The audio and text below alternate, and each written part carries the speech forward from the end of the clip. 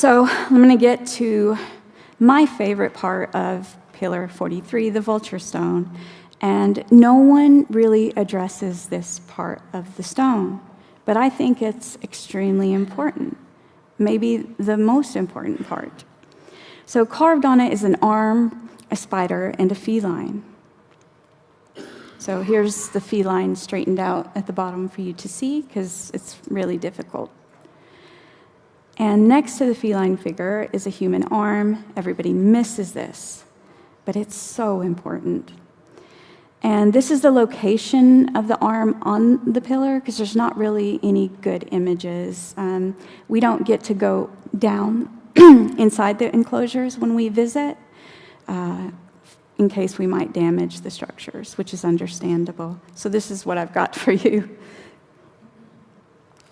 So Orion was seen as a hand constellation in many Native American cultures. And it also often has to do with beings of importance and often twins, like the Mesoamerican Hero Twins. One of these twins gets his arm severed while playing the pelota ball game in the underworld. And it is probable that the origin of these divine twin stories traveled to the Americas with the migrations of people across the Bering Land Bridge. And on this arm, if you look closely, you'll even see the 3 stars of Orion's belt on the wrist carving, which I tried to illustrate for you, but I know it's difficult to see. But it's really amazing that it's actually there. So I'm just going to talk about the twins for a minute. I'm going to hurry up. I might be kind of running out of time soon if I keep talking slow. So the divine Mayan hero twins represent complementary forces such as the sun, moon, life, death. These hero twins are bird hunters. In these ancient myths, you'll always find the same animals associated, like birds, felines, and serpents. And this goes back to the 3-tiered cosmos. So while fighting the god Seven Macaw, one twin loses an arm. They challenge the gods to a game to retrieve the head and body of their father from the underworld. The gods pull many tricks on them and try to kill the twins. The gods succeed, but the twins are brought back to life in a river, the Milky Way. The twins win and destroy the gods. And this game was known to be a religious event of creation. The hero twins remind me of the Gemini constellation and the ecliptic line. The sacred pelota game played on the ground is itself a mimicry of the play of the heavenly bodies along the virtual line of the ecliptic. And if you note in Gemini, there are 2 interesting stars at each waist of the twins circled in red for you. And just like in the ancient pelota game, the players had to hit the ball through the hoop with their hips.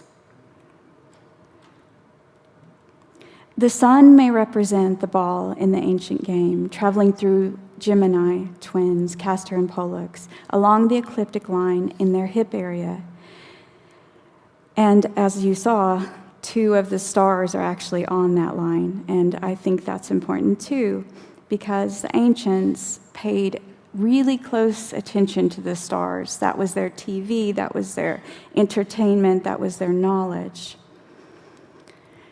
So go back to the hand constellation. So in the palm of the Orion hand, underneath the 3 belt stars, is what's called an oji, or a portal. This is the area of the Orion Nebula. This portal was an important place for shamans and soul travel. After one dies, his soul can only cross the portal at certain times of the year. Trying the leap to the Orion portal was very dangerous to the soul.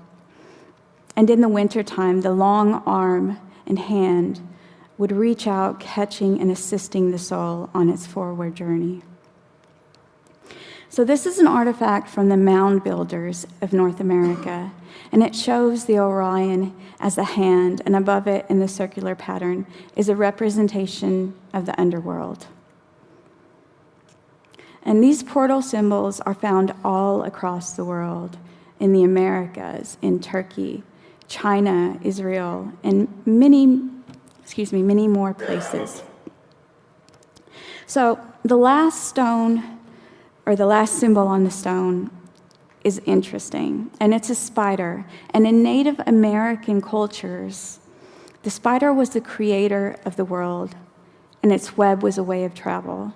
The four-lobe symbol in the center of the spider is the underworld. And please note the symbols around the edge, the hand circling it. So those souls in the winter that were not brave enough to jump to the OG portal, or those that jumped and could not make it to Orion's hand, would be caught by the spider woman, or spider mother in her web.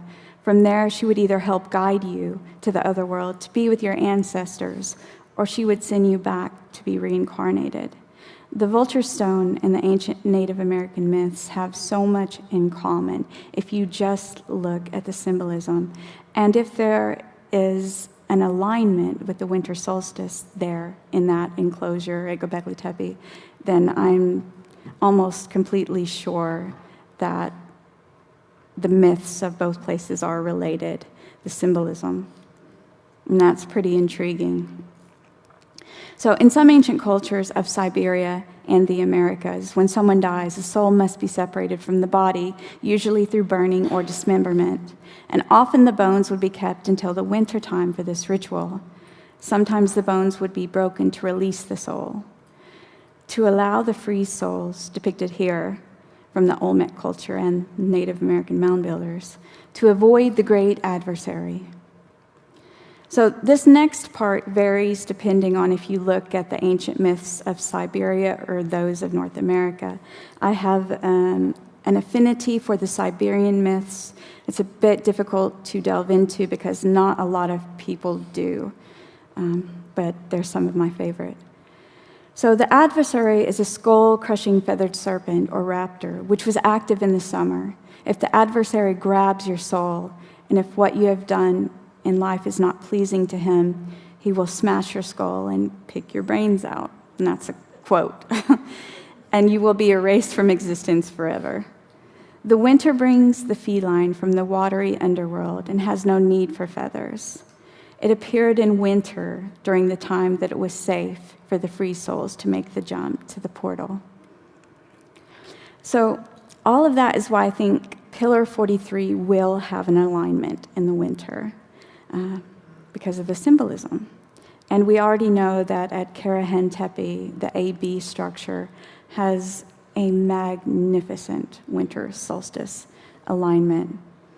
I know that archaeologists do a lot of hard work, but the director of the site of Karahan Tepe, Nachmi Koral, was asked in an interview about Hugh and my discovery of the winter solstice alignment, and his response was interesting.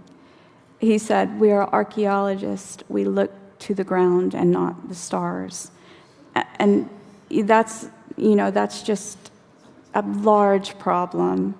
I mean, if you make a discovery like an alignment, it really does take years to be accepted, and there are so many examples of this, but we've got to have interdisciplinary fields working together, just a marriage between them, or we're never going to understand, what was even partially going on in the past. So highlighted in blue in the corner is an amazingly preserved 5,000-year-old artwork from a necropolis in the Altai mountain region of Siberia. And as you see, it exactly matches the costumes worn by native North American Indians. The prehistoric crossing over the land bridge and with its migration, the same ancient traditions were carried on. And it's why we can find so many similar mythologies in these cultures separated by thousands of years and thousands of miles. They kept the same core beliefs, just like Christianity. These few thousand years, the same core is held, and the same thing happened thousands and thousands of years ago as well. So I'm going to talk about another interesting thing called the bared teeth motif and how we can kind of use it to figure out what was going on with ancient artifacts. So there seems to be an implicit consensus among specialists that the grimace or bared teeth motif represents the face of a shaman during trance. In the transformative stage of a shaman's journey, with teeth clenched in drug or other mechanism-induced concentration or spasm.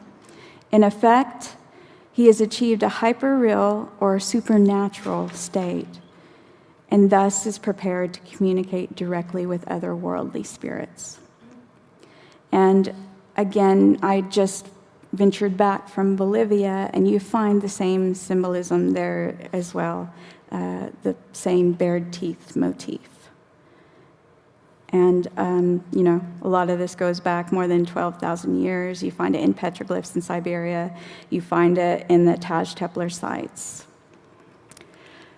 So mound builders in North America use the same symbolism with spirit helpers or psychopomps. And you know what psychopomps are, guides to the underworld. And shamans often took on this role. So on the bird's eye of the mound builder is a V or Y-shaped symbol, and it represents the Great Rift of the Milky Way, which is part of the path of the Road of Souls. And you could easily overlook this, but it's just an example of how the same ideas just traveled all across the world. We even found a bit of it in Easter Island, though with visiting Easter Island, I was a little bit disappointed after doing a lot of research of the age of the Moai. I wanted them to be older. I wanted the symbolism to be older. And though it's interesting, it's probably only a few thousand years old. But I like things to be older, but you've also got to dictate the truth. But, so the Mapuche of Chile use something called a reiju, and it's a stairway to heaven. They're sacred pillars used in ceremonies and often have 7 steps. They're an axis mundi, a pole used as a staircase or ladder to reach the 3 levels of the cosmos, again relating to shamanism. And so the connection is this. You have one people from the Altai region and then all the way down to Chile, and they are so similar, even their drums. And this isn't a good example for you, but some of the drums have almost exact same designs on them, and they're directional. They relate to surveying and things like that. And maybe today, the descendants of the Mapuche might not really understand that. And I'm not saying that I do, maybe they do, but a lot of the meanings get lost even to the indigenous. And this is something I realized too on Easter Island.